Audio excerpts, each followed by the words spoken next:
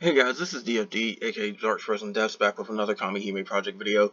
Now, somebody did bring up an interesting little comment in one of the previous videos, so I'm kind of going to do this, but it's not really a guide for this jewel hunt because you can't exactly like follow what somebody else does. You still would need the same characters, the same grid. It may not even be the best strategy because, as you can see from my little test run on one team, I got most but not all of the jewels, so there's that as well. But anyways, I'm just giving a little bit of showcase of how this works so you can sort of get a better understanding. But anyways, when you go onto the screen, there's going to be like a little prologue cutscene or whatever. Skip past it if you want. It's not like you're going to be able to read it anyway because somehow they didn't translate that. But there's that. But the main focus is first off this. Now, pay attention to the enemy element whenever these events pop up because you're definitely going to want elemental advantage if you want to try to get the most jewels. But as you can see, I've set up 3 teams already. I haven't even tried the other 2 just yet, but you will be experimenting with this quite a lot. So if need be, memorize what teams you've set up already, and hopefully their weapons. Because if you end up getting less after changing one of your teams, you're going to want to change it back. So keep that in mind.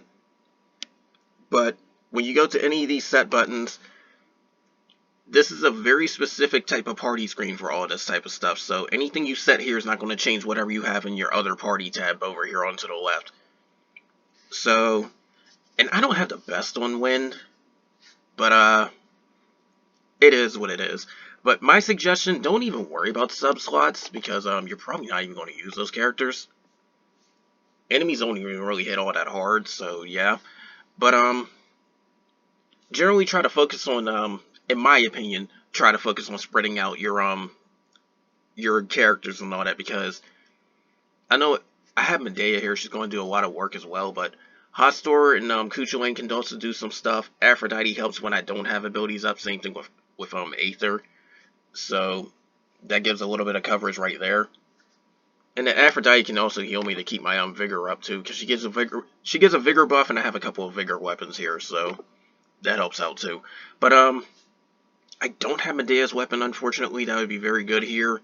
If you do happen to have Medea's weapon, that is a must. If you don't have Solomon's weapon, who's also another one you could probably use, go get it because it's not that hard to get the Solomon key. Like getting Regalia from Ultimate Raids is so trivial at this point. But there's that. I got a decent Adolan setup too, but good chance I'm not even using most of these guys. But I kind of want to drop this one right here in the middle. This Adolan, but the problem is it would suffer, like I'd suffer some elemental attack loss if I did that. I try not to go any less than 2 in sub slots that match the main, but I definitely would need these 2 at the top because North and South Star is pretty good for this. I don't have any of the Adolans from the battlefield, unfortunately, because I've never actually went after them, but they are very good here if you happen to have them. This is like free extra damage. But if you don't, that's fine too. And then of course weapons. I've got a mix mash of weapons, like some exceeds and all that type of stuff, but it somehow works. And these are the same weapons I've used in tower to get through most of the tower, so apparently my win's better than I thought. But generally when you set up your parties, this, like, you may want to save one of these weapons in that Dolan setup so you can, like, automatically copy it to the other ones instead of having to go through it multiple times. But there's that, and then once you do your characters and all that, there you go. If you don't do a run, then you can basically copy paste these characters and then switch them around. If you do, they're probably going to change it and then reset your score, so I'd be careful with that. But yeah, this is basically second team. I just got Azazel. I had the miracle ticket her after like 5 years. But again, like I said, get a Solomon key. Doesn't even have to be maxed out. Just get a Solomon key. Just make sure skill level 20 and just get that. So I got more elemental attack on this one. Which does mean I probably could drop this in order to put in somebody like Bayako, but We'll see. I'll do some test runs just to do that one. And then this is another one I have set up. Caspar's pretty good, but and then I forgot about this too, but they never translated it. But if you're going to use Caspar, absolutely have one of these snatch abilities on here where you can get it for one turn. The second one's debatable, but I like this buff, so it's a pretty strong buff. Definitely try to focus on Caspar doing damage because you don't really need her to debuff or anything like that. Probably not until the later parts of the fight, but I got other debuffers as you can see. But again, some little widespread stuff. Uriel nukes often too, so that's why I have her. Cybele, she can combo a lot. Odin also has an AoE nuke. That's the only reason I have her here. And then Isis also buffs Vigor, but I haven't fully upgraded her, unfortunately. But yeah, this is what I mean by this, because you do want quite a bit of AoE damage as well in order to take out the quote-unquote trash mobs. But that's enough talking about the setup. Let's get into the actual fight. Now, my suggestion, don't do anything less than getting a Catastrophe Eidolon. Or if you can, a Limited Guardian, because those are also pretty good. So I see 100%, I see 80%, those are both good as well. They're on my friend list. But I'm going into this and just showing off how I kind of got that score. I may not get it again though. But first things first, buff yourself up. Like, just do that out the gate. I can do this. I can do this. Get burst gauges going. Get vigor here. I'm going to put that buff up. That one as well. These two as well. And then I got her with the cooldown thing too, so that really helps. But who was it that did AoE? I think it was Kuchulain. Yeah. So yeah, quick, easy. And everybody's abilities got reduced by a bit too, so that's why Aether got this back again. But I'm going to use Medea right here, because Medea still has an AoE even if you don't have the weapon. It's just that the first skill won't be. And then something I've noticed too, these guys had this little resistance thing. I don't remember them having it that early, so I could be wrong about the info from the one video. It might not be just wave 6 onward. It might be all the waves, but I don't remember that happening until wave 6. But who knows? They may have changed it. I think Hastor.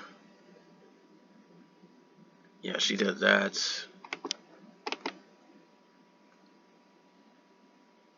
And then I'm trying not to use a turn, so I have to do this. Now, wave 4 is for the first time you face a boss, so keep that in mind. Use these two. And this is definitely going to be helpful for the boss fight. Unfortunately, I didn't kill it, so I'm just going to attack normally for one turn. Preferably, you wouldn't use any turns until now, but even later, but that still helps. And I've got a lot of my buffs back too, so I can do this. I've still got the Stinger one too, so I don't need to reset that. But Hastor can stack, so I want her. And then do this, do this. But that's the main kicker. You're trying to do as much damage as possible to like multiple enemies, and I'm not gonna worry about any of that. If you have to kill some turns, go for it, because the further you get, the better. Don't try to like use all your stuff when you shouldn't have. It's like learning the ins and outs of your teams and trying to figure out what works best. Like, for instance, I now have an AoE nuke I can just do right here. One of these can get killed off instantly, because Medea hits pretty hard. I could probably reduce somebody, but I think I'll defense down that one. And then go attack her. Now, because of how Aether is, she's probably not going to be able to burst with anybody, but there's that too. But now I got my buffs back, so I can do this, I can do this, get all of this going. I would use this right now, but since she's one turn away, I'll just wait so I can get that AoE nuke and then reset it after it. But now is the point where enemies are going to start lasting quite a bit, because wave 7 onwards where they start having 8 digits of HP. Practically all of them, in fact. Aether, more burst boost. But again, my win team doesn't really have that much in damage, so that's why.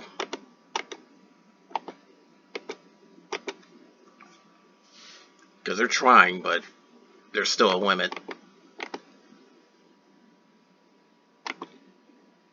I don't know how many dragons she got. Okay, 8, so she's close.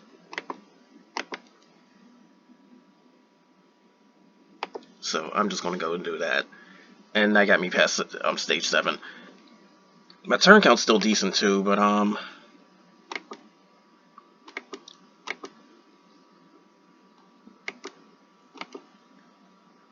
going to not worry about the because enemies are going to last quite a while here. I'm going to not worry about the fact that Aether's near full and just use this. And then recover myself. I don't know if you can use elixirs here either, but I'd try not to. So, if you can, there's some abuse for that one, but I'd rather not, because that means having to get elixir after elixir. So, those guys died. I can put this up now. And as you can see, my wind damage isn't all that great, but I'm still making it to stage 9. So, again, it all depends on how you use your characters. So, there's this, there's this. There's this. I can probably kill off one of these guys, but it's going to be a little bit rough. Get some AoE. Nuke that one. Fortunately, I couldn't get the wind resistance down either. So there's Aether. And I honestly might do better this time around because I got more turns for this one part, but we'll see.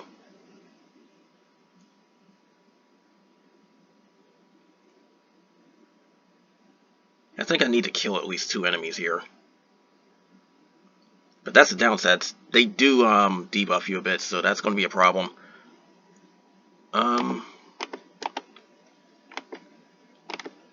Let's triple that, and then I want to work this one down, because if I can get anybody with an AoE, because I'll be summoning an Adon next turn, so if I can get any single one with an AoE or something like that, that will help me out. Full burst is definitely going to be up in the alley. So, is that my stronger one? No, it's not. I don't think. Yeah, there's my stronger one.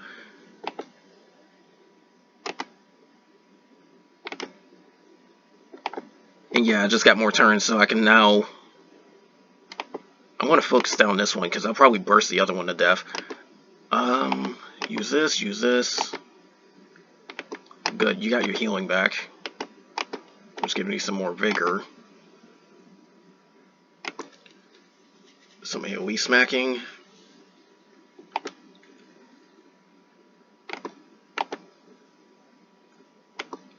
And that's the thing with this, it just takes a lot of planning. Now let me hit this one, because the other one's going to get hit with the streak damage. And then I'm on wave 10, so I haven't made it to wave 10 on this team before, so there you go. But calling out Adon's useless. There's no point in that. And I'm not going to kill this enemy. This is like 50 million HP on, and I got 1 turn to do it. There's no way. But as you can see, it's like just play around with your teams and then try to figure things out. It's like I did better than last time. But now that I did 10 turns, it just instantly ends turn 11. I can't do anything else. And now I have 1800 instead of 1680. So that previous test run already was good. I just did better just by playing around with these guys again. I didn't even change anything. I just used them a little bit differently. So there's that. So now my total is going up a little bit more. But that's basically the gist of it. You have to like experiment and play around with stuff too. But there's also another Eidolon that's probably good that you may want. I don't even keep all my Eidolons either. Where is she? I could have swore I had her. There she is. Yeah, this one. If you do 3 wing characters and then 2 different elements for the remainder, this might help you out too. Because she's either going to push you to the soft caps for the damage for your 3 wing characters, or she's going to start overcapping you, and to be quite honest, because multiplier abuse can make you go way beyond the soft caps if done right. And main reason why I'm suggesting her is because you might have some characters that can really help you out even when off element, like the light version of Freyja, Nagisa from the Baldur Skyvanner, and they're both limited characters, so there's that. But if this was a different element, Ozzy's buff really helps out too. Maybe you want more burst speed and you can break out Michael. You never know. There's quite a few different setups. I would even argue that like depending on the team, because Amon can still work on a dark team. The fire version of Amon can still work on a dark team. You can still do something like that with her too. But it all depends on how creative you get with all that type of stuff. But I know for anybody that's using Nagisa, because she's very, very powerful, especially boosting the crap out of your normal attacks, even off element, Nagisa would really go well with Diablo's Unleashed, so consider that one. But anyways, that's all for this. And I know I got a crap ton of Kaisers. That's just how it ended up. But that's all for this. And more will come soon. I'm gonna play around with these guys and see what I can do best. I mean, who knows? Maybe L might help me out, or Frigg can also help for debuffing. You never know. But they're not even the wing characters I normally would use, because as you can see, I got the ones in party for basically when I did the dummy missions, which was guild competition. But then my auto set's completely different, whereas like I got a little bit more defensive. So again, just play around with your characters and see what you get. I managed to get a better score just on camera from doing that, so there you go. But anyways, that's all for this. More of this will come soon. Good luck to anybody doing this event, and doesn't matter how strong you are, just hit these guys. Just hit the magic jewel stuff and just get your free jewels. But anyways, that's all for this. More will come soon, and take care.